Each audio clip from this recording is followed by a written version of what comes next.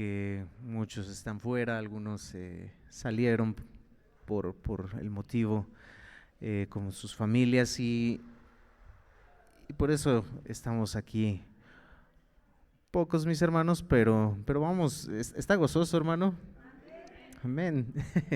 Estemos gozosos, mis hermanos, estemos alegres, estemos agradecidos con Dios por este hermoso motivo por el cual nos reúne aquí el día de hoy.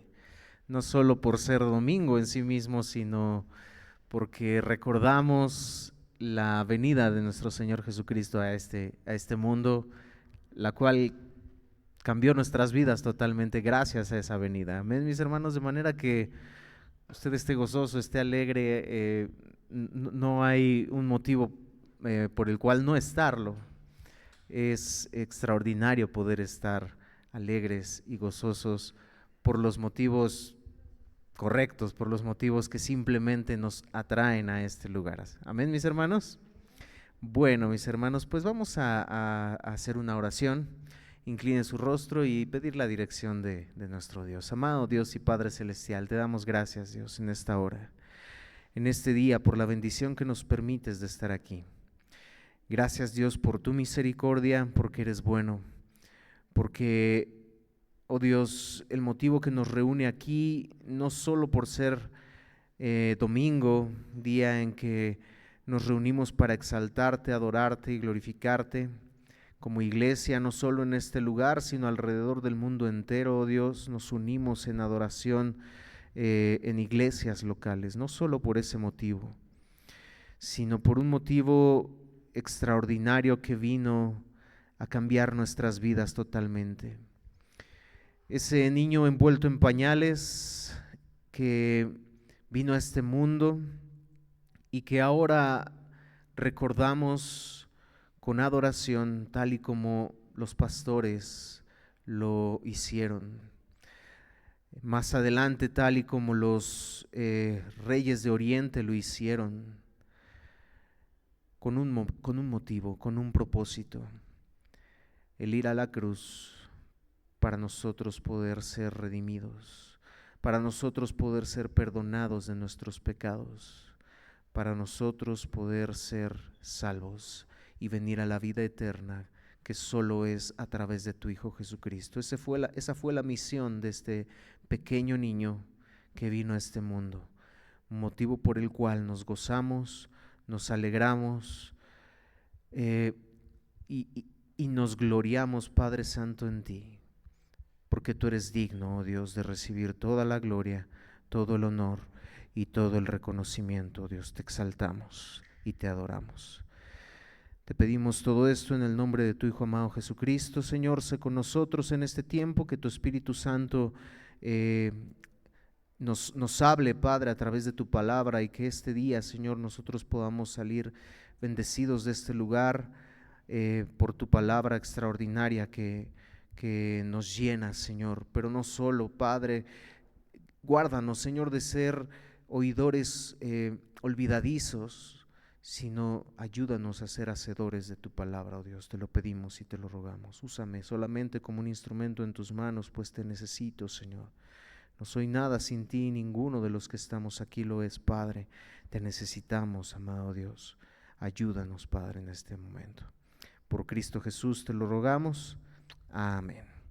Amén, mis hermanos. Bueno, al hablar de la Navidad, de este evento que celebramos el día de hoy, que recordamos, que nos gozamos, hemos ya hablado el domingo pasado tantos motivos que hay alrededor de todo esto, motivos incorrectos, motivos que la realidad es que con el paso del tiempo, de los años, pues bueno, se ha ido totalmente tergiversando el verdadero motivo y el verdadero significado de lo que esta celebración significa. Si bien es cierto, la Biblia, la palabra de Dios, no hay una ordenanza de celebrar el nacimiento de Cristo, pero es una parte donde la palabra de Dios no habla específicamente, pero respetar quien no lo hace, respetar quien lo hace, pero el motivo es este. Para quien lo hace, el motivo es este. Y para quien no lo hace, el motivo sigue siendo este. La realidad es que oramos, hablamos en este momento, pues que nos reunimos como cada domingo, pero la realidad es que la reunión de cada domingo de igual manera es adorar y exaltar a aquel que vino a este mundo. Si bien es especial que haya caído justamente en este día, es motivo de gozo, es motivo de alegría, eso es cierto. Sin embargo, la realidad es que lo que ha sido terrible es la parte que mucha gente ha olvidado, y lamentablemente a veces muchos cristianos han olvidado del significado de esto. Entonces, al hablar de la Navidad, lo primero que se nos viene a la mente son esas historias del nacimiento de Cristo Jesús, y es correcto, que narran el nacimiento de Jesús, el ángel, el Espíritu Santo, María que concibe del Espíritu Santo, tenemos a José, tenemos los personajes que conocemos y que sabemos de las historias de Navidad, del nacimiento de Cristo Jesús. Mateo inicia con la genealogía de Jesús y sigue con el nacimiento de Jesús. Marcos entra de lleno, de hecho, al ministerio de Juan el Bautista, al ministerio de Cristo Jesús.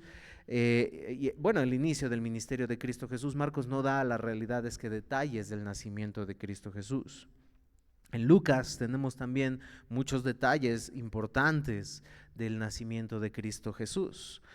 Pero en Juan, la realidad es que no se encuentra la tradicional historia de Navidad. Si vamos al Evangelio según San Juan y leemos desde el primer verso, que es nuestra cita base el día de hoy, yo quiero que vaya a Juan 1:1. La realidad es que no empieza con esta historia tradicional de Navidad. Muy pocos, la realidad es que consideran que Juan haya hablado de la Navidad en cierta manera. Sin embargo, no es así. Juan empieza de una manera extraordinaria el evangelio que él escribe, el evangelio que es el mismo que todos escriben, pero el evangelio según San Juan, Juan lo empieza de una manera diferente, de una manera extraordinaria, sublime, por ser la palabra de Dios en sí mismo. Y vamos a leer Juan 1:1. Vamos a leerlo juntos, mis hermanos. Está corto, vamos a darle lectura en 2 ocasiones. Dice: en el principio era el Verbo, y el Verbo era con Dios, y el Verbo era Dios. Una vez más. En el principio era el Verbo, y el Verbo era con Dios, y el Verbo era Dios. Amén. Bueno, si bien es cierto que la Navidad significa nacimiento, Juan no empieza precisamente con la historia del nacimiento de Jesús. Sin embargo, Juan cuenta la historia de la Navidad con el propósito de la Navidad en todo el contexto del Evangelio. En todo el contexto del Evangelio, Juan cuenta la historia de la Navidad en todo ese contexto de principio a fin. Mejor dicho, yo quisiera decir que Juan inicia con una de las verdades más extraordinarias y trascendentes de la historia. En el principio era el Verbo. Juan inicia como inicia Génesis. Si nos damos cuenta, la realidad es que Juan, el Evangelio según San Juan inicia como inicia Génesis. ¿Cómo inicia Génesis? En el principio. En el principio. Y Juan es interesante que inicia de la misma manera. En el principio era el Verbo. Juan resume el propósito de la historia de la Biblia, de la misión, del Evangelio, de la persona central de la palabra. Nuestro hermano Iván hace un momento mencionaba que la palabra de Dios de Génesis a Apocalipsis habla de Cristo. Muchos consideran, han sido enseñados que ciertamente se divide en Antiguo y Nuevo Testamento, pero pareciera que a partir del Nuevo Testamento es donde la historia de la redención comienza, donde la historia de Cristo comienza, pero la realidad es que no, mis hermanos. La realidad es que la historia de la redención comienza desde el principio. La historia de la redención de Cristo Jesús. Cristo Jesús, aquí Juan, lo vamos a estar viendo en unos momentos, nos menciona que desde el principio Cristo Jesús estaba. Cristo Jesús estaba ahí.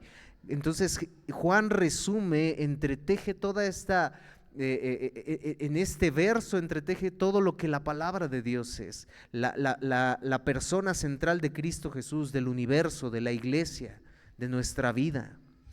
Juan conecta de esto de una manera excelsa, de una manera magistral, a aquel que lo merece todo, aquel que merece la honra y la gloria de todo, Cristo Jesús. En el principio era el Verbo.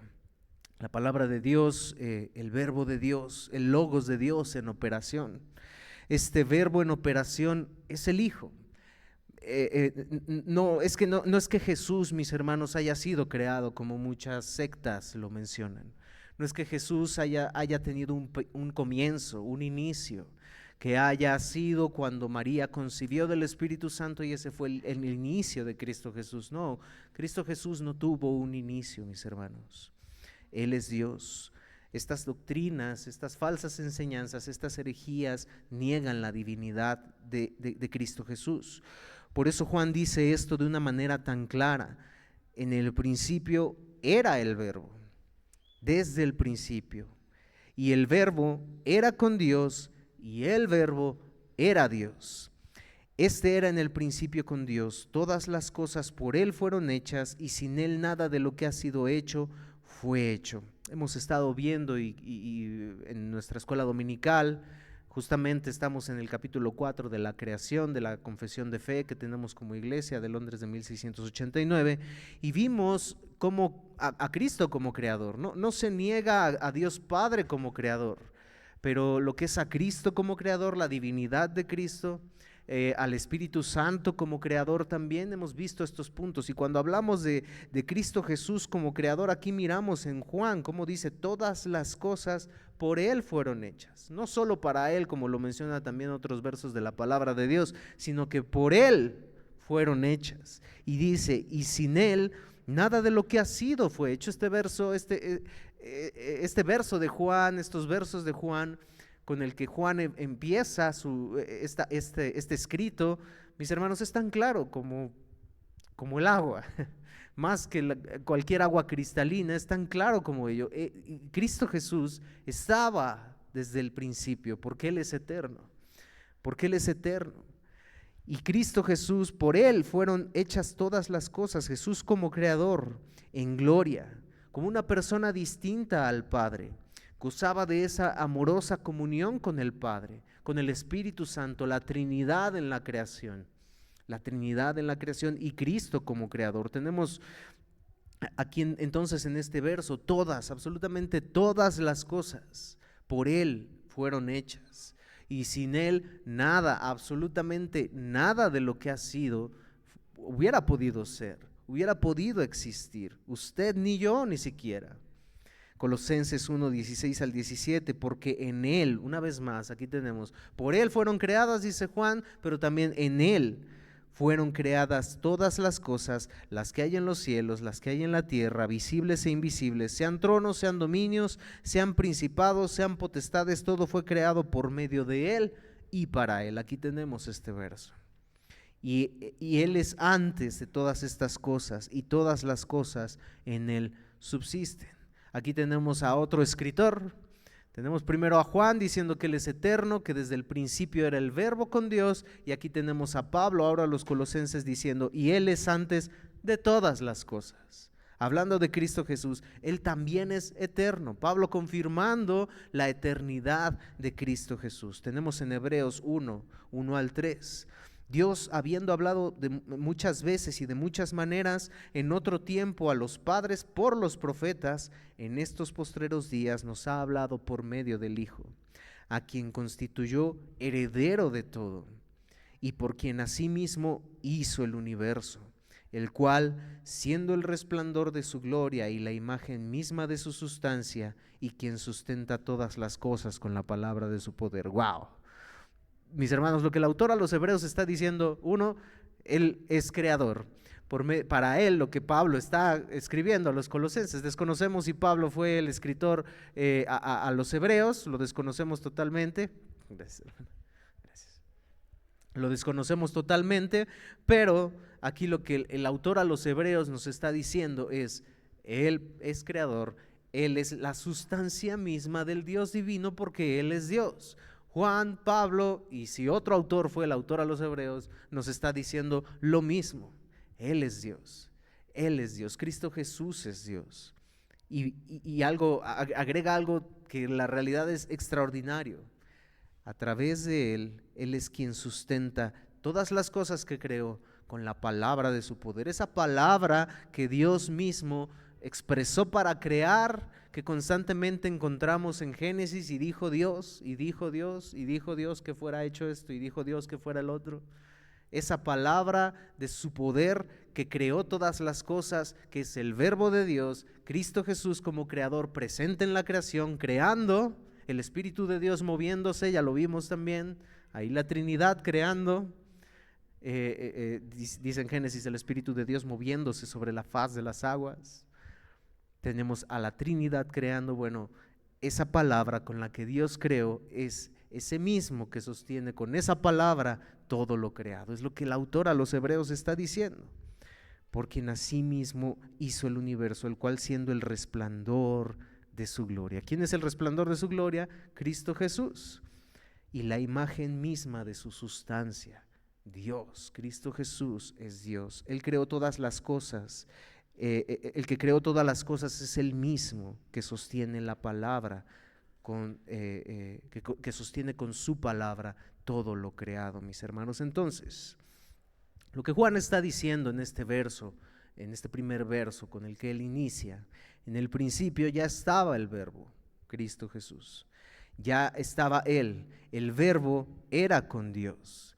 Ese verbo soberano, Dios, Cristo Jesús, estaba la Trinidad junta con Dios, estaba con Dios, pero no solo estaba con Él, no solo era desde el principio, sino Juan dice algo sumamente poderoso: Él es Dios, el verbo es Dios. Y es lo que Juan afirma en esa declaración: el verbo estaba desde la eternidad, ese verbo, Cristo Jesús. Ahora, probablemente algunos podrán decir: no, mi hermano, es que como que es una interpretación muy forzada decir que la palabra pues era Cristo Jesús, que la palabra de Dios era Cristo, y pues aquí con Juan como que quieren pues amarrarlo, quieren a juntar las piezas de donde no las hay, como que el verbo, la palabra va a ser Cristo Jesús, ¿no? Bueno, aquí es donde llega, mis hermanos, Juan, y llega la eternidad de Cristo Jesús, de Cristo como Hijo, como Dios, y es donde Juan entreteje toda esta historia que no inicia como esas historias normales de Navidad, pero donde Juan muestra esta parte justamente de la misión de aquel que vino y nos contesta esta pregunta que pudiéramos tener, la misma palabra de Dios en el versículo 14. Y aquel verbo, no, hermano, el verbo no es Cristo Jesús. ¿Qué dice? Y aquel verbo fue hecho carne y habitó entre nosotros. Ese verbo fue hecho carne, mis hermanos. ¿Por qué decimos que el verbo es Cristo Jesús y Cristo Jesús era el verbo y el verbo era con Dios y el verbo era Dios? Porque la misma palabra de Dios nos dice que el verbo, que esa palabra creadora de Dios, en el principio, como Génesis lo menciona, desde el principio ese verbo se hizo carne. Mis hermanos, ¿quién se hizo carne? Si este verso, mis hermanos, no se refiere a Cristo Jesús, entonces yo no sé a qué se refiere. De ninguna manera, mis hermanos. Este verso, estos versos, esta historia que Juan la inicia de una manera magistral, hablando desde Cristo, desde la eternidad, como ese Dios, como ese creador, ahora llega a ese punto donde dice: ese verbo se hizo carne, ese verbo vino a este mundo, ese verbo se hizo como nosotros, habitó entre nosotros. Y dice: y vimos su gloria, gloria como del unigénito del Padre, lleno de gracia y de verdad. Entonces, la eterna palabra de Dios se hizo hombre, tomó forma humana, mis hermanos, en un niño envuelto en pañales, indefenso. No vino como un gran gigante con una espada, no vino como ese jinete en su caballo blanco, como lo menciona en Apocalipsis 19, que vendrá, que regresará y que vendrá como ahora como un jinete en su caballo blanco para venir a juzgar a las naciones. O eso sucederá, claro que sí, pero en la primera venida de Cristo Jesús no vino así. No vino así. De hecho, en Apocalipsis 19 tenemos a Cristo Jesús, ese jinete en su caballo blanco que vino para juzgar. Bueno, que también menciona y dice que ese es el verbo de Dios. Así lo menciona, ese es el verbo de Dios. Así lo dice, como lo menciona Juan en el Evangelio. Entonces, no, mis hermanos, no vino como ese gigante, no vino como ese guerrero que muchos imaginaban. No, vino como un bebé. Mis hermanos, ¿qué puede hacer un bebé? Seguramente, sin duda. ¿Qué puede hacer un bebé, mis hermanos? Un niño indefenso, un niño que la realidad no podía defenderse de alguna manera, si así lo queremos ver. Dios lo hizo. Dios guardó, sin duda. Tenemos la historia de Herodes, pero en esta misma historia no les pide a José, a María o Cristo Jesús, saca un destello y aleja a los malos. No, mis hermanos, les pide huir. Les pide huir, huyen a Egipto para evitar que maten al niño. Que maten al niño. Era un niño indefenso. Viene el Salvador, ese Dios, ese verbo, ese creador, viene como un niño. Ahora, ¿dónde nació el rey? ¿Dónde nació el Rey de Reyes y Señor de Señores? En Roma, en un castillo, en el palacio. Le pusieron cuna de oro, cobijas o mantas, sábanas de ¿qué es la mejor tela? Seda. En el trono real estuvo. No. O con todas las atenciones debidas a María, que pues la madre del rey. No, mis hermanos. ¿Dónde nació el rey? Nació en Belén. De paso, dicho sea de paso, profetizado 700 años antes de que Cristo Jesús llegara. Miqueas 5:2. Pero tú, Belén Efrata, pequeña para estar entre las familias de Judá, de ti me saldrá el que será Señor en Israel. La misma profecía decía, Belén Efrata, pequeña para estar entre las familias de Judá. En la escritura hay ciertas listas de ciertas cosas, desde genealogías hasta cuestiones de lugares. Y cuando en estas listas de lugares se mencionan ciudades, lugares importantes, Belén no se menciona. No está Belén. ¿Por qué? Porque la realidad es que era tan pequeña, pero tan pequeña, que ni siquiera era contada entre los territorios. Era tan pequeña que ni siquiera estaba en la lista.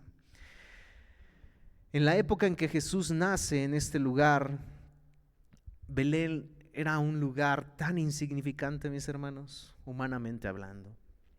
Como seres humanos solemos poner rangos y todo esto, pero ante esta humanidad a la que vino Cristo Jesús, en ese sentido, humanamente hablando, Belén era eso, una ciudad insignificante. María y José vienen de Nazaret. Ellos tuvieron que desplazarse por el motivo de que a Tiberio, que el gobernante que estaba en ese entonces, se le ocurre censar al pueblo, y no se podía censar donde ellos estaban. Entonces, de Nazaret viene María, María embarazada, y no se podía censar donde ellos estaban, sino que se censaba en el lugar donde ellos habían nacido. Por esa razón ellos tenían que venir a Belén. Entonces este fue el motivo, el censo, que los movió a ellos para venir a Belén. Detrás de todo esto, mis hermanos, vea la mente de Dios. Vea la mente de Dios extraordinaria de una profecía 700 años antes de que siquiera existiera María, de que siquiera existiera José. 700 años antes esta profecía tenía que cumplirse, y la mente de Dios extraordinaria, donde el gobernador Tiberio ordena un censo que obliga a María y a José a moverse a Belén, de Nazaret a Belén. Entonces llegan a Belén. Ya vimos que bueno, no nace en el Imperio Romano, en el palacio, no nace Cristo Jesús en un lugar extraordinario, nace en Belén, en la ciudad más insignificante, bueno, pero pues en un buen hotel, de menos, ¿no? De la zona, el 3 estrellas de la zona. No, tampoco. De hecho, motivo del censo, la ciudad de Belén está atascada como periférico de lunes a viernes. Está realmente, no hay lugar, no se halló lugar, dice la palabra de Dios, para que naciera el Salvador del mundo, para que naciera este niño, Dios, el Creador. No había lugar. Motivo de esta situación. No nació en un hotel, mis hermanos, no nació en el mejor lugar de la zona. De manera que el Rey de Reyes y Señor de Señores, mis hermanos, nació en un pesebre, en un establo, en un lugar donde había animales, que mis hermanos, los nacimientos y todo esto, las imágenes que llegan a ver de este evento, dibujan muchas cosas que no son ciertas. Dibujan muchas cosas, imprimen en esta imagen, en estas historias, cosas que no son reales. Mis hermanos, nadie estaba esperando en un establo al Salvador del mundo. Era un lugar que estaba sucio. Era un lugar, María ya venía con dolores de parto. Era un lugar que probablemente solo les dio tiempo de hacerles así. No lo sabemos, pero mis hermanos, era un lugar donde absolutamente nadie hubiera elegido que su hijo naciera. Nadie habría elegido eso. Mi madre me platica la historia de mi hermano cuando él nació y lo describe como un hospital de lo peor. Bueno, ni siquiera Cristo Jesús nació en un hospital de lo peor. Nació en lo peor de lo peor. Usted puede imaginar la escena, los animales, el olor, lo insalubre que fue eso. Bueno, ahí nació el Rey de Reyes y Señor de Señores, en un establo, sin gente importante que le recibiera al Rey de Reyes y Señor de Señores. Y algunos pudieran decir, hey, pero pues los reyes de Oriente eran importantes y todo eso, hermanos. Por eso digo que hay ciertas imágenes que no dibujan lo que realmente es. Mis hermanos, perdón por romper sus ilusiones, pero los reyes de Oriente no estaban ahí. No, es totalmente fuera de línea de tiempo que poner a los reyes de Oriente en el nacimiento de Cristo Jesús, en el establo, en el pesebre. Mateo 2:11, ¿por qué lo sabemos? Porque la Biblia lo dice. Mateo 2:11. Tenemos vienen los reyes con Herodes, preguntando a Herodes, ¿dónde está el rey de los judíos? Herodes se vuelve loco por esta situación, pues sí, él era el rey de los judíos. ¿Cómo va a haber otro? Nació, ¿cómo es esto? A ver, manda llamar a los sumos sacerdotes, a los estudiosos de la palabra, de manera que pues le dicen la profecía que había de nacer en Belén. Y Herodes, conocemos la historia, Herodes les dice, bueno, cuando ustedes vayan, ustedes regresan a mí para decirme, yo también quiero adorarlo. Conocemos la historia. Pero ¿qué dice Mateo 2:11? Y al entrar en la casa, al entrar en la casa, no al entrar en el establo, no al entrar, no, al entrar en la casa, vieron al niño con su madre y postrándose lo adoraron y abrieron sus tesoros y le ofrecieron presentes, oro, incienso y mirra. Cristo Jesús, cuando ya los reyes de Oriente vienen, ya Cristo Jesús ya estaba en una casa, ya no estaba en el establo, ya no estaba en un pesebre, ya estaba en una casa y probablemente ya tenía cerca de 2 años. ¿Por qué? Porque Herodes pidió matar a los niños de 2 años para abajo. De manera que, mis hermanos, los reyes de Oriente no estaban ahí. Cristo Jesús nace en lo peor de lo peor, con gente que era considerada de lo peor, los pastores, a los cuales los ángeles sí les dijeron que el niño había nacido ahí. Los pastores fueron, glorificaron y estuvieron ahí. Los pastores eran considerados en ese tiempo, los pastores de ovejas eran considerados en ese tiempo como lo peor de lo peor. De manera que Cristo Jesús nace en este contexto. Algunos, humanamente, el ser humano diría, uy, ¿cómo ahí? ¿Nació ahí? ¿Un salvador? ¿Un rey? No, háganse para allá. Con esa gente, ese es el ser humano, mis hermanos. Cristo Jesús nace en ese contexto. Estos reyes de Oriente importantes no estuvieron ahí. Pero es interesante, yo quiero rescatar unos puntos de esto. Y al entrar en la casa vieron al niño con su madre María y postrándose lo adoraron. Ellos desde antes les había sido revelado buscando a este niño para adorarlo. Y es interesante. Vieron al niño con su madre, no dice vieron a María con el niño, vieron al niño con María. No, mis hermanos, María no es corredentora con Cristo Jesús. No, María no es la importante en esta historia de redención. No es, y esto, mis hermanos, no es por degradar a la mujer. No, mis hermanos, es que la misma María le dice al que estaba en su vientre, mi Señor, porque ella reconocía al Salvador que vendría a través de ella, sí, pero ella no era la importante en esta historia. Ni siquiera estas historias donde los reyes de Oriente vienen y muestran esto, muestran la importancia de María. No, mis hermanos, María no es corredentora de ninguna manera con Cristo Jesús. Vieron al niño y a su madre y postrándose los adoraron. ¿La adoraron? No, lo adoraron a Él. Lo adoraron al Rey de Reyes y Señor de Señores, al Creador, al Verbo, a la palabra creadora. A Dios lo adoraron porque Él era Dios, porque Él es Dios. Entonces, la realidad es que estos reyes de Oriente tuvieron la actitud correcta.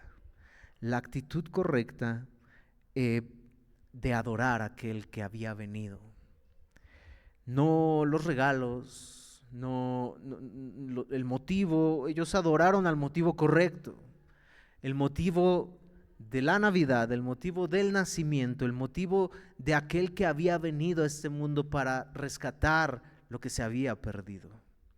Ellos lo entendieron, ellos lo miraron y ellos hicieron y tuvieron la actitud correcta. No, mis hermanos, el motivo el día de hoy no son los regalos. El motivo el día de hoy no es la cena, mis hermanos. El motivo el día de hoy no es estar con la familia. Y mis hermanos, no me malinterpreten, ni los regalos, ni los intercambios, ni estar con la familia, ni la cena está mal.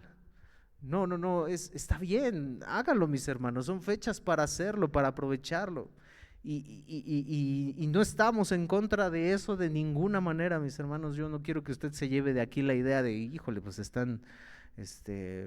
ya pasaron el nivel de religioso y ni siquiera con la familia. No, mis hermanos, estamos conscientes de eso, estamos conscientes que muchos no están, mis hermanos. Si usted no ve aquí a alguien, no diga, híjole, sus hermanos no están aquí, nosotros sí estamos aquí. No, mis hermanos, no es la idea, no, de ninguna manera. hemos hablado y hemos dicho, si hay alguien que va a salir adelante, hágalo. Sea luz donde usted está.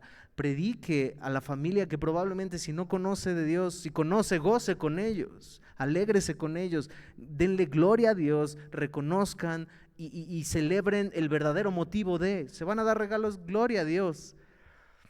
Perdón, vi algo, hermanos. Gloria a Dios por eso. Y hagámoslo para la gloria de Dios y la honra de Dios. Sin embargo, mis hermanos, hay cosas que tenemos que considerar. No es malo que lo hagan, háganlo, mis hermanos. Gocen con la familia, prediquen a la familia para la gloria de Dios. Pero mis hermanos, aquel que tiene oportunidad de estar aquí, gloria a Dios por eso, celebrando y gozando el verdadero motivo de lo que esto significa, celebrando y gozando el verdadero motivo de lo que esto es. Mis hermanos, que 24 y 25, 31 y primero caigan en domingo, mis hermanos, es una vez cada 5 años. El que viene es en 2028, 23, 24, 25, 26, 27 y 28 también cuenta porque es completo. El que sigue es en el 2033, mis hermanos.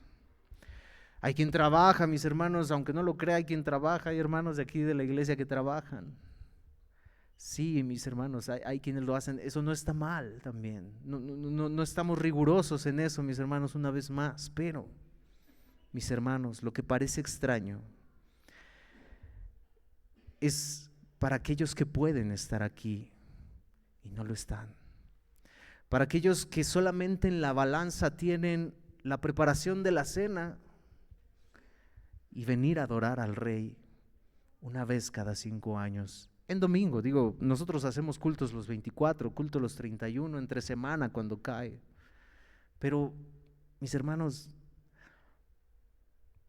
es que ese Dios, ese verbo, se hizo hombre. Es que ese Dios eterno, ese Padre eterno, ese príncipe de paz que Isaías habla, se hizo hombre, se hizo como nosotros, vino a lo más vil, se hizo de lo más vil, no porque fuera vil, sino porque vino a probar nuestra condición, para que nosotros, mis hermanos, cuando no hay absolutamente otra cosa alrededor que nos impida estar aquí, decidimos por otra cosa y ponemos a ese Rey de Reyes y Señor de Señores por debajo de otra cosa. Hermano, una vez cada 5 años es que hay que apurarnos, y la preparación y la cena, hermanos, cene tacos. Hermanos, no va a pasar absolutamente nada. Hay infinidad de cosas por organizarse y sin duda lo hay. Duérmase tarde, hágalo regresando. Hermanos, yo repito, yo no quiero transmitir con esto, estamos en contra de eso. No, de verdad que no, hermanos. De verdad que no es el objetivo de eso. El objetivo de esto, mis hermanos, es que este año también que ha de venir, que está a la vuelta de la esquina, mis hermanos, que iniciemos con una mentalidad de a quién adoramos, de a quién exaltamos, de a quién servimos, de que estar aquí no es simplemente estar aquí, que no es simplemente venir a cumplir con algo, que no es simplemente venir a cumplir con ciertos requisitos del creyente. No, mis hermanos, el estar aquí es el anhelo más profundo de mi corazón, para exaltar y adorar a aquel que vino, porque si Él no hubiera venido, yo no estaría aquí. Si Él no hubiera venido, yo estaría muerto, perdido en mis delitos y pecados. Estaría como los que están allá afuera, y los que están allá afuera están así, apurados, apresurados, preparando, sirviendo. Es que tiene que estar bonito. Mi hermano, ¿por qué es hacer lo que el mundo hace? Cuando aquel que vino a este mundo vino a mostrarnos que todo eso era totalmente diferente. Una vez cada 5 años, mis hermanos. Se ha perdido el verdadero significado de aquel que vino indefenso, como un bebé, nació entre animales, en una ciudad insignificante, rodeado de pobreza, mis hermanos. ¿Y por qué? Esto trascendía. ¿Por qué nació en este ambiente, mis hermanos? Cristo Jesús. ¿Por qué Cristo Jesús nació en este contexto? Esto trasciende mucho más allá de alguna cuestión de humildad, mis hermanos. Sin duda, Cristo era humilde, eso lo sabemos, era una característica, es uno de sus atributos. Él es humilde. Pero este contexto trasciende más allá de querer mostrar esto, mis hermanos. Trasciende más allá de la pobreza material. Cristo Jesús nació y vivió. El Hijo del Hombre no tiene ni siquiera dónde recostar su cabeza. Por eso decimos, nació y vivió en estas condiciones porque Jesús vino a identificarse con la miseria del hombre. Pero esa miseria era espiritual, el pecado del hombre. Cristo Jesús vino a identificarse con eso. Era importante que naciera en un contexto de miseria económica porque eso nos dice claramente la misión que Él venía a cumplir. La misión que Él vino a cumplir en este mundo de miseria espiritual. Ese es el mundo en el que nosotros vivimos. Ese es el mundo de donde Él nos sacó a ti y a mí. Segunda a los Corintios 8:9, porque ya conocéis la gracia de nuestro Señor Jesucristo, que por amor a nosotros, ¿qué hizo? Se hizo pobre siendo rico. Teniendo la gloria más excelsa, más extraordinaria, la gloria de Dios, el Dios creador, el que creó todas las cosas con la palabra de su poder, el que sostiene y sustenta las cosas con la palabra de su poder, se hizo pobre siendo rico. ¿Para qué? Dice Pablo a los Corintios, para que vosotros con su pobreza fuésemos enriquecidos. ¡Wow!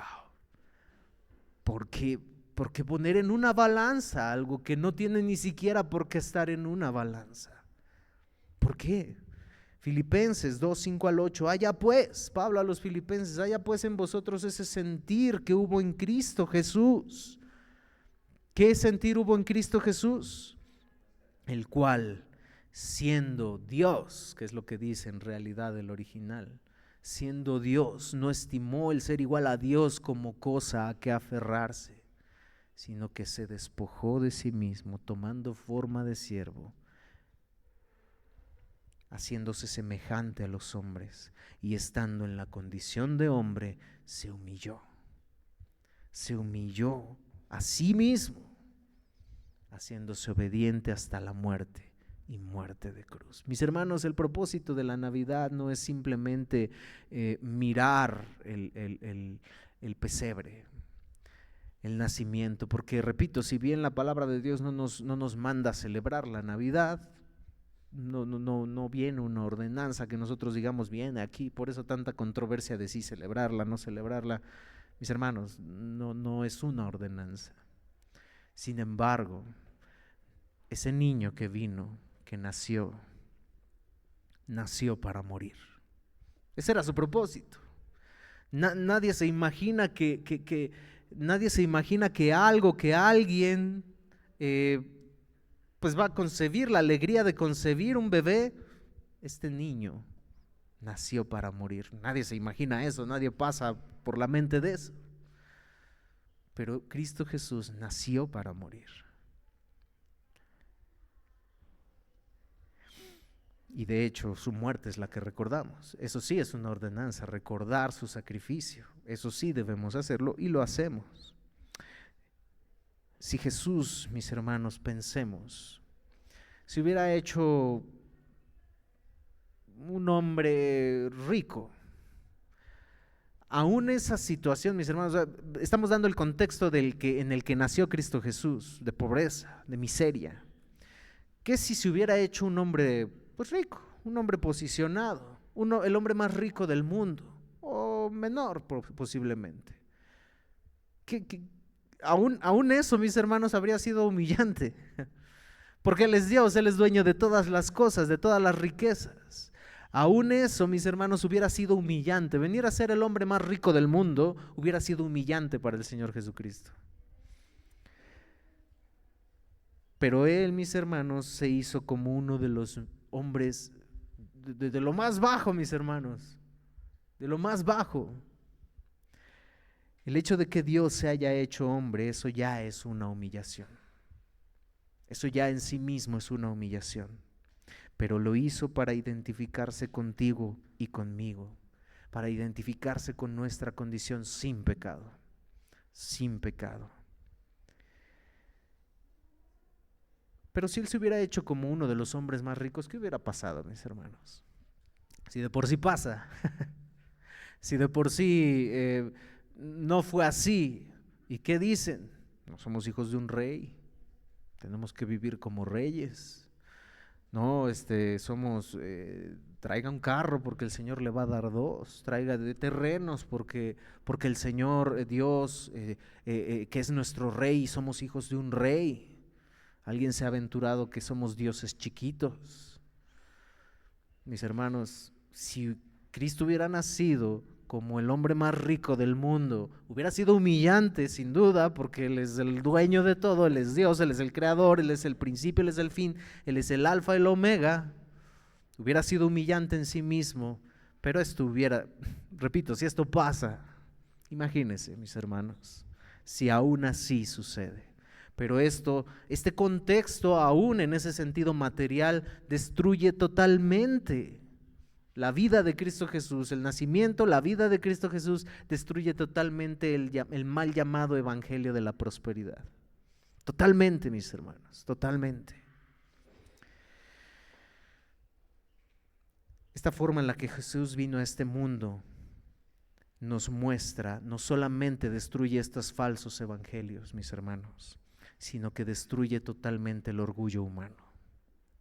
Lo hace pedazos, lo hace trizas. El contexto en que Cristo Jesús vino a este mundo hace trizas nuestro orgullo, porque Él vino y Él se humilló hasta lo más profundo, hasta lo más vil, para destruir nuestro orgullo. Y es que el orgullo, mis hermanos, el ego, el egocentrismo es el pecado principal del ser humano. ¿Por qué Adán y Eva cayeron? ¿Por qué usted y yo?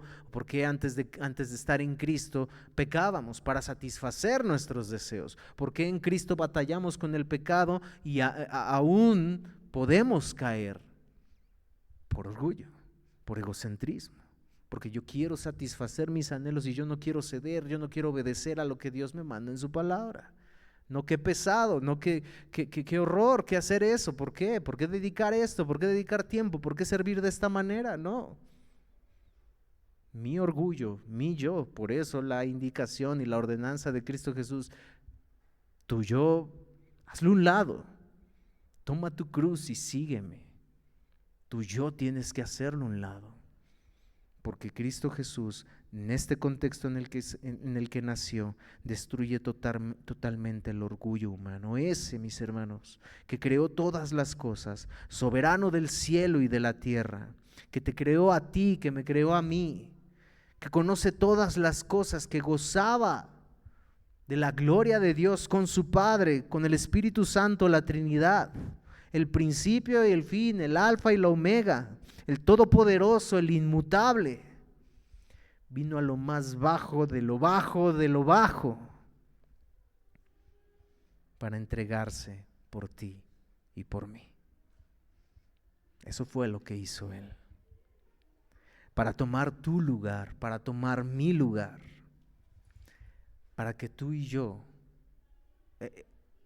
Él no solo tomó tu lugar y mi lugar, Él sufrió la separación de Dios que no la había experimentado jamás, para que tú y yo no sufriéramos esa separación de Dios jamás. Ese niño vino para eso, para cumplir esta misión. Mis hermanos, y sigue diciendo Juan, y aquel verbo fue hecho carne, en el versículo 14, y habitó entre nosotros, y vimos su gloria, gloria como del unigénito del Padre, lleno de gracia y de verdad. Esta semana vi un podcast, el pastor Sugel hablaba de parte de esto y yo no podía evitar compartirlo, mis hermanos, porque para mí fue, mis hermanos, eso es la palabra de Dios. Leemos cosas, miramos cosas que volvemos a leer y que Dios a través de su Espíritu Santo nos deja ver cosas más maravillosas de las cosas maravillosas que ya nos había dejado ver. Y si lo volvemos a leer, vamos a volver a descubrir cosas más maravillosas de lo maravilloso que ya habíamos visto. De manera que esa es la palabra de Dios. Y mis hermanos, usted alcanza a entender esto. Y vimos su gloria, gloria como del unigénito del Padre, lleno de gracia y de verdad. Leímos en Hebreos la gloria de Dios en Cristo Jesús. En Isaías 7:14 tenemos la profecía que le es dicha a José en Mateo. En Isaías 7:14 tenemos, por tanto, el Señor mismo os dará señal.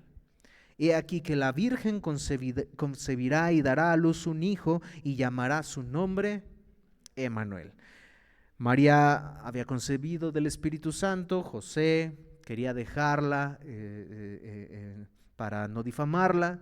En sueños un ángel le habla a José y le dice, no temas dejar a María, tu mujer, porque lo que en ella hay del Espíritu Santo es. De manera que el ángel le habla y le dice en Mateo 1:22 al 23, todo esto aconteció, lo que le dijo a José, le pondrás Jesús, porque él salvará, Jesús Salvador, es su significado, porque él salvará a su pueblo de sus pecados. Mis hermanos, desde el principio no era salvar del imperio romano, era de sus pecados. Entonces en este contexto el ángel le dice a José, en sueños, todo esto aconteció para que se cumpliese lo dicho por el Señor por medio del profeta, lo que acabamos de leer en Isaías, cuando dijo, he aquí una virgen concebirá y dará a luz un hijo y llamará su nombre Emmanuel, y agrega que traducido es Dios con nosotros. ¿Por qué Emmanuel, mis hermanos? ¿Por qué Emmanuel? ¿Por qué ese nombre? Entre el pecado al mundo a través del pecado y la desobediencia de Adán y Eva, viene la muerte, no solo física, viene la maldición de la tierra. Si nos preguntamos por qué tanto desastre natural, bueno, por el pecado que entró al mundo. Viene la condenación, no solo la muerte física, sino la peor, muerte espiritual, separación de Dios. Representa esa separación de Dios por medio de un castigo, porque la paga del pecado es la muerte. Un castigo eterno para aquel que falló, toda la humanidad, en el infierno. Bueno, el pecado tenía que ser castigado. Con el pecado viene la promesa de ese que había de venir, que nacería de la simiente de la mujer para venir a acabar con la muerte. A la serpiente, ¿es condenada también la serpiente? Conocemos la historia. Entonces, Dios elige a personas y a un pueblo. Y viene Dios a hacer pactos, se dan pactos en toda esta historia de la redención. Y la base de esos pactos, mis hermanos, hay muchas cosas que involucran los pactos. El pacto con Noé, el pacto con Abraham, con Isaac, con Jacob, el pacto con el pueblo. Hay muchas cosas que involucran estos pactos, pero uno principal es el que tiene... estos pactos tienen por principal. ¿Cuál fue, mis hermanos? Yo seré su Dios y moraré con ellos, y ellos serán mi pueblo, y yo estaré con ellos como su Dios. Para mostrar esto, mis hermanos, Dios se manifestó de diferentes maneras. Tenemos la nube que en el desierto les guió, tenemos muchas cosas, pero voy a mencionar algunos simplemente. La nube que les guió mientras el sol estaba con todo lo que daba en el desierto. Dios, les guiaba en esta nube y los cubría. La gloria de Dios manifestándose en esta nube. La gloria de Dios manifestándose en esa columna de fuego maravillosa, impresionante. En esa columna que por la noche también les guiaba y que de la misma manera les guardaba. Si les guardaba del calor en el día, ahora les guardaba del frío por la noche. De manera que las manifestaciones más extraordinarias de la gloria de Dios y de la presencia de Dios se vieron en estos contextos. Pero otra de estas manifestaciones de la extraordinaria y gloriosa presencia de Dios, de la gloria de Dios, fue en el tabernáculo. Cuando Moisés terminó el tabernáculo, dice en Éxodo 40, 34 al 35, entonces una nube cubrió el tabernáculo de reunión y la gloria de Jehová llenó el tabernáculo. Era tan extraordinaria la gloria de Dios, mis hermanos, imagínenselo, no solo lo escuche, imagine, eche a volar su mente de estas cosas extraordinarias, de esta nube que seguía y guiaba al pueblo, de esta columna de fuego extraordinaria que guiaba también al pueblo y que guardaba al pueblo. Imagíneselo, imagínese esta gloria de Dios que bajaba como esta nube y era tan extraordinaria, tan gloriosa que dice que no podía Moisés entrar en el tabernáculo de reunión porque la nube estaba sobre el tabernáculo y la gloria de Dios lo llenaba. ¿Se imagina eso, mis hermanos? ¿Se imagina lo glorioso que era ver lo más glorioso que cualquiera pudiera ver? ¿Se imagina, mis hermanos? Si ha visto usted cosas extraordinarias, esto o sea, sobrepasa cualquier cosa extraordinaria de lo extraordinario que usted haya visto. Después tenemos lo mismo, pero ya no en el tabernáculo. Salomón hace el templo. Tenemos en Primera de Reyes 8, 10 al 11, y cuando los sacerdotes salieron del santuario, la nube llenó la casa de Jehová. ¿Y qué pasó? Lo mismo. Y los sacerdotes no pudieron permanecer para ministrar por causa de la nube, porque la gloria de Jehová había llenado la casa de Jehová. ¿A cuántos nos hubiera gustado estar ahí? ¿Sí o no, hermanos? Sí, hubiera sido impresionante. Bueno, Dios a través de estas manifestaciones cumplió su palabra, de estos pactos de los que hablamos, de estar con su pueblo, de estar con ellos, de guardarlos, de ser su Dios, de bendecirlos, y de que ellos tendrían un Dios que estaría con ellos. Sin duda, mis hermanos, está lo excelso de la gloria de Dios que ha de haber sido estas cosas. Aquí en la oficina hay un cuadro que encontramos ahora haciendo y lo colgamos. Y algunos hermanos dicen, wow, se ve impresionante el tabernáculo y la gloria de Dios. Sí, puede pasar y ver el cuadro, se ve impactante, se ve impresionante. Y nos maravillamos con un cuadro. Pero, he aquí una virgen concebirá y dará a luz un hijo, y llamarás su nombre Emmanuel, Dios con nosotros. Mis hermanos, acabamos de responder una pregunta: ¿a cuántos nos hubiera gustado estar ahí? Sí, pero mis hermanos, en Cristo se cumple de la manera más sublime, una vez y para siempre, las promesas de los pactos del Antiguo Testamento.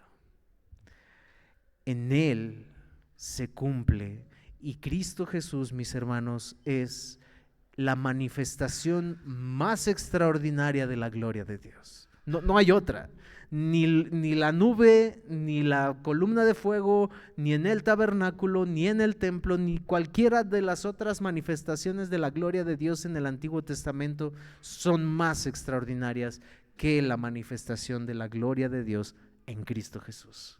No hay más, no hay otra. De manera, mis hermanos, que si ponemos en una balanza también las manifestaciones de la gloria de Dios en el Antiguo Testamento, cualquiera de nosotros diríamos, oh, sí, queremos estar ahí. Mis hermanos, tenemos y conocemos la manifestación más gloriosa, más extraordinaria de Dios, que es Cristo Jesús, el que vino a morir por ti, a morir por mí, a tomar tu lugar, mi lugar. ¿Y qué hacemos con esa más maravillosa manifestación gloriosa de Dios? ¿Qué hacemos con ella? Dios con nosotros. Dios cumplió su promesa, Emmanuel, Dios con nosotros. Y el Verbo fue hecho carne y habitó entre nosotros, y vimos su gloria. Era la manifestación más extraordinaria. Y Juan sigue diciendo, si seguimos leyendo, Juan sigue diciendo en el versículo 5, la luz en las tinieblas resplandece, y las tinieblas prevalecieron en el verso 7, este vino por testimonio para que se diese testimonio de la luz, a fin de que todos creyesen. No era él la luz, sino para que se diese testimonio de la luz, aquella luz verdadera que alumbra a todo hombre, venía a este mundo. En el mundo estaba y el mundo por él fue hecho, pero el mundo no le conoció. A lo suyo vino y los suyos no le recibieron. La más extraordinaria y gloriosa manifestación de Dios, más extraordinaria que las del Antiguo Testamento, que por si acaso esas manifestaciones extraordinarias que el pueblo de Dios vivió y vio, no le sirvieron de nada. Mis hermanos, cuanto más lo iban a hacer con un bebé envuelto en pañales, indefenso, en el contexto más vil que pudo haber nacido. A los suyos vino y los suyos no le recibieron. Vimos su gloria, gloria como del unigénito del Padre, lleno de gracia y de verdad. Mi hermano, tú y yo no necesitamos una columna de fuego. Mi hermano, tú y yo no necesitamos una nube que baje aquí en Monte Ararat y nos tengamos que salir corriendo porque no podemos entrar por la gloria de Dios. No, mis hermanos, tú y yo no necesitamos nada de eso. Tenemos la manifestación más gloriosa de Dios. ¿Qué vamos a hacer con Cristo? ¿Cómo vamos a actuar delante de Él? Mis hermanos, Él está aquí. Él está aquí, mis hermanos. Él está entre nosotros. Decía el pastor Sugel también en estos podcasts, no importa lo pequeña o lo grande que sea tu iglesia, lo importante es que Él está ahí. Lo que hace gloriosa la adoración cuando usted y yo cantamos es que Él está ahí. Lo que hace gloriosa la adoración en tu diario vivir, en tu diario caminar, decía nuestro hermano Edgar hace un momento, en donde estemos, aún en el tráfico, cuando estamos estresados, lo que puede cambiar ese estrés, lo que puede cambiar ese enojo es la gloria de Dios, porque Él está ahí, porque Emmanuel, Dios con nosotros, está ahí. No necesitas una columna de fuego, pero lo que nosotros queremos ver es una columna de fuego, para maravillarnos, para decir, wow, sí está aquí. No, mi hermano, sí está aquí. Y no solo está aquí, está en ti, está en mí. No importa lo que esté pasando, no importa la prueba más terrible que estés pasando, Él está ahí. Dios con nosotros, Emmanuel, Dios con nosotros. Él cumplió su promesa, Él cumple su promesa, Él seguirá cumpliendo su promesa, Él es fiel. No importa lo más terrible que estés pasando en este momento en tu vida, no importa lo más terrible que pueda dibujar el futuro para ti, Él está en ese momento contigo, Él va a estar contigo en ese momento. ¿Cómo inicia Mateo en este sentido? Con Emmanuel, Dios con nosotros, en Mateo 1:23. ¿Cómo termina Mateo, hermanos?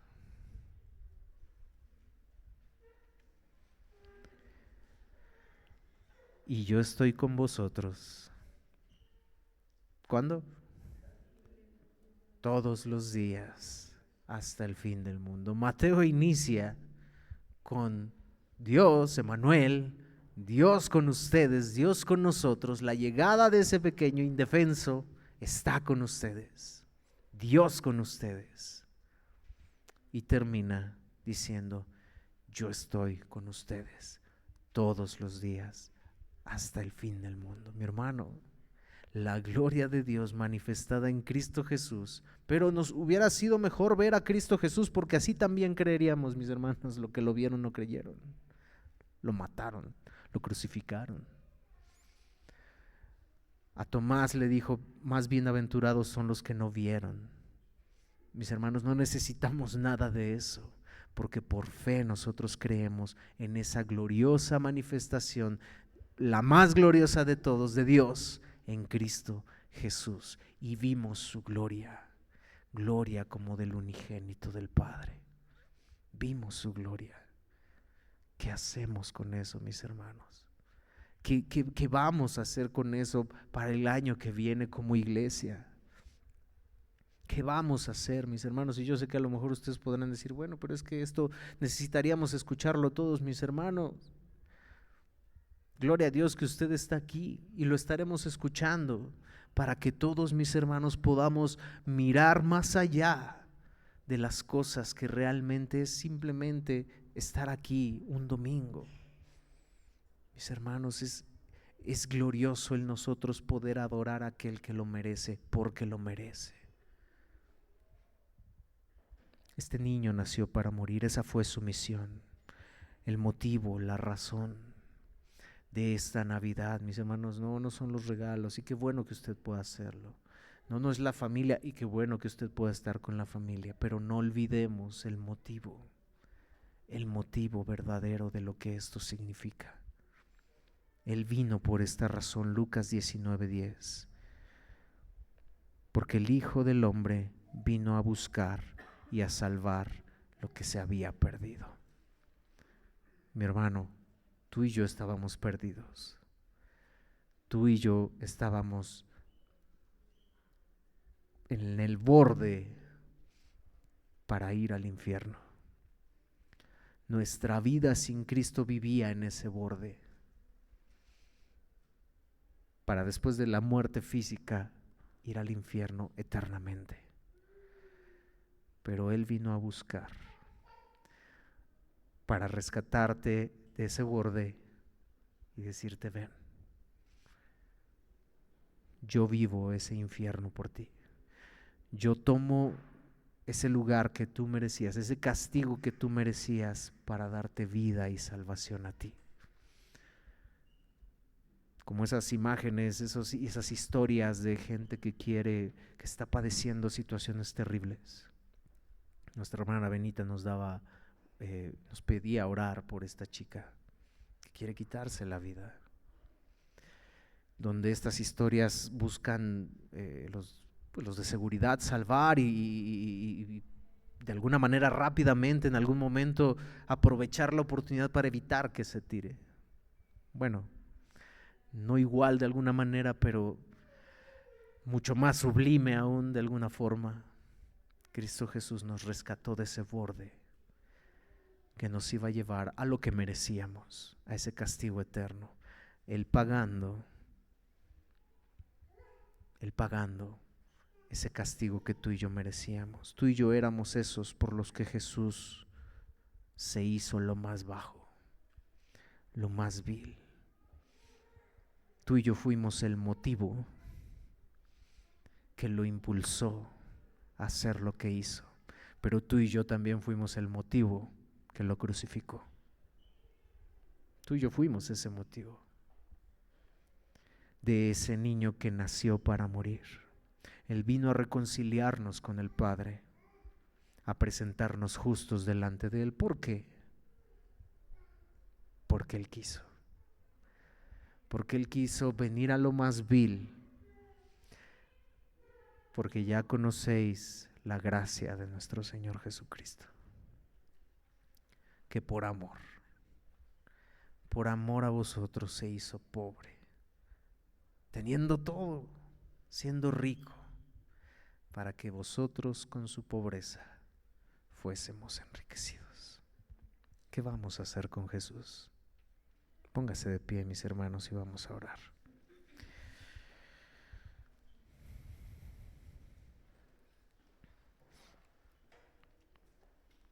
Amado Dios y Padre Celestial, cuán glorioso eres, Dios. Toda esta historia de la redención tiene, el mirar que esta historia de la redención tiene cada pieza en su lugar, y mirar cómo podemos descubrir en tu palabra que tu plan es lo más extraordinario y lo más fríamente calculado. Es glorioso, Padre. Estos pactos que tú hiciste, estas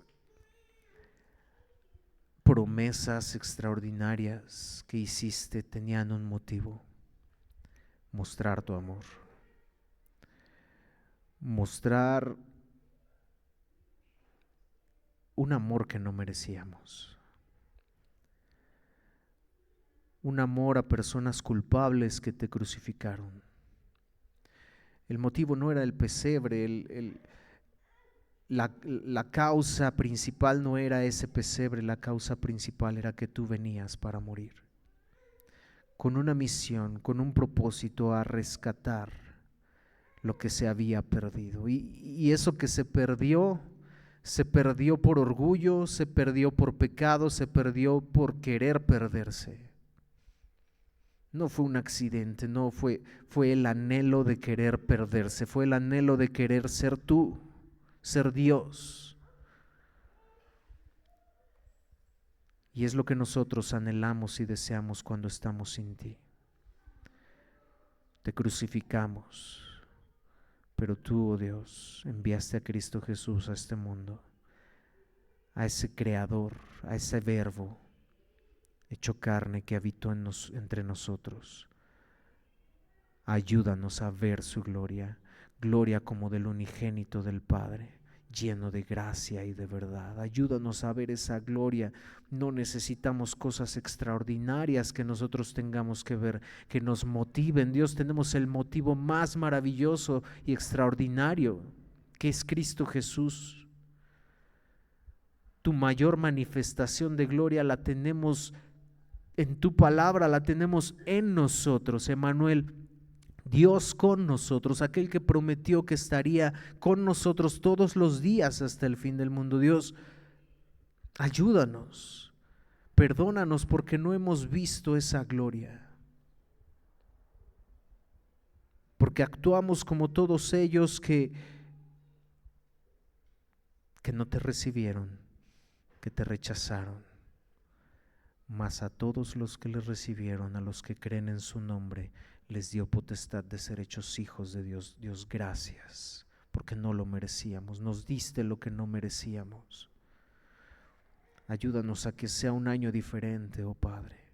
Ayúdanos a que como iglesia podamos mirar esa gloria y en reacción a eso servirte por amor, en correspondencia a aquel que nació para morir por nuestros pecados, por nosotros, para darnos vida eterna. Te lo pedimos y te lo rogamos, oh Dios, en Cristo Jesús. Amén. Amén.